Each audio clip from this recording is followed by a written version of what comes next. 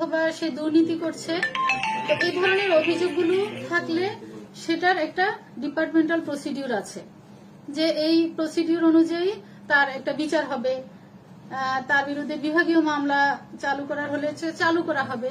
কিন্তু এই যে এভাবে তারা আজকে সকালে যে কাজটা করেছে, তো এই কাজগুলো আসলে কাম্য নয়। কারণ তারা আমার দ্রুত এখান থেকে অপসারণ চায় বলেছে, তো আমাকে যিনি রিলিজ দিবেন সেই কর্তৃপক্ষের কাছে কি তারা জিনিসটা বলেছে যে এই অফিসারকে আমরা এই কারণে চাই না, এই অফিসার এখানে থাকলে এই সমস্যা হচ্ছে আমাদের, তাহলে আপনি তাকে দ্রুত রিলিজের ব্যবস্থা করেন, সেই যথাযথ কর্তৃপক্ষের কাছে কি তারা জানিয়েছে?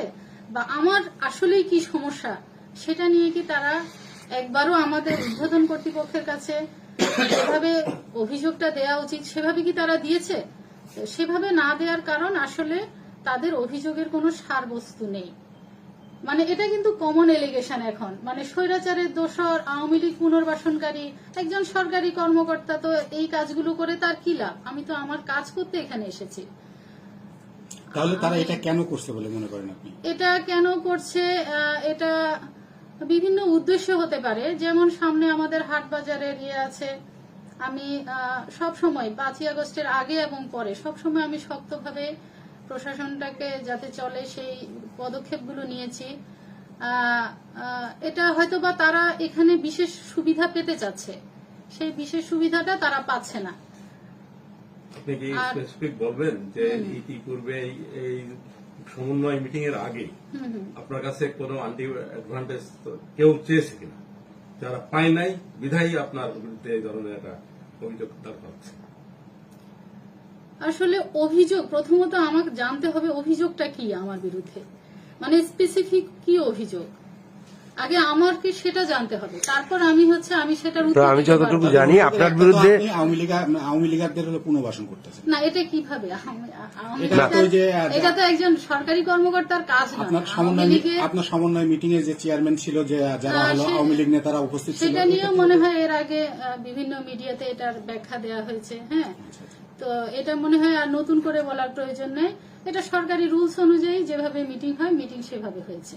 আচ্ছা, আপনাকে যেভাবে হেনস্থা করছে বা আপনাকে যে বদনাম করছে, এই বিষয়ে কি কোনো মামলা মোকদ্দমা বা কোনো কিছু করবেন কিনা? হ্যাঁ, এই বিষয়ে তো আইনগত ব্যবস্থা নিতে হবে। কারণ যেহেতু এটা হেনস্থা, অহেতুক হেনস্থা, এটা উদ্দেশ্য প্রণোদিত, এবং এখানে তো প্রশাসনের কর্মকর্তা কাজ করবে, আজকে আমি না করলে পরবর্তীতে আরেকজন কাজ করবে।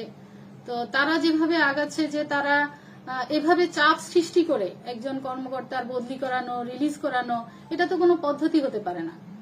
আমার কথা হচ্ছে, একজন মানুষ অপরাধ করলে সে অপরাধের তার যথাযথ প্রক্রিয়া অভিযোগ উত্থাপিত হতে হবে। সেই অভিযোগটার পরে একজন মানুষ আত্মপক্ষ সমর্থন করবে যে না, আমি এটা করিনি। হ্যাঁ, এটা তো একজন খুনের আসামিও আত্মপক্ষ সমর্থন করতে পারে। তো এখানে তো আসলে এরকম কিছু না। যারা এই কথাগুলো বলছে এটা তো আপনারাই বুঝতে পারছেন, মানে তাদের ভালো লাগছে না। আমি বিভিন্ন সময় আমি তো অভিযোগটা কি আমি স্পেসিফিক সেটাই জানি না। হ্যাঁ, তারপর তাদের আমি যতদূর শুনেছি তাদের কথা ইউনো তাদের কথা মতো চলে না। এখন একজন সরকারি কর্মকর্তা সে তো কারো কথা মতো চলবে না, সে তার কাজের কিছু আছে, ধরন আছে, কাজের আইন কানুন আছে, সে আইন কানুন অনুযায়ী কাজ করবে। এবং তারা কোনো এখন সরকার এরকমও না যে তারা তাদের রাজনৈতিক দল ক্ষমতায় আছে, হ্যাঁ, তারা এমপি বা উপজেলা চেয়ারম্যান এরকমও না, কিন্তু তারা ওই প্রোটোকলটা, আমি যতটুকু বুঝেছি ওই প্রোটোকলটা তারা দাবি করে, মানে বিভিন্ন সময় তারা, হ্যাঁ, মানে আমি যতদূর অভিযোগ এটাই যে ইউনো তাদের কথা শুনছে না। এটা ছাড়া আমি আর কোনো আসলে স্পেসিফিক কোনো অভিযোগ আমি পাইনি। ওকে, ঠিক আছে। আর একটা কথা বলি যে আপনার উপজেলাতে এগুলো তো ঘটছেই, অনেকগুলো আমরা কমপ্লেন পাচ্ছি। স্কুল এর কমিটি গঠনকে কেন্দ্র করে একটা খুন সংগঠিত হয়েছে এবং বিভিন্ন ঘটনা দুর্ঘটনা ঘটছে, চাপ প্রয়োগ এবং তাদের কমিটিতে অন্তর্ভুক্তি ইত্যাদি নানান অসন্তোষ দেখছে।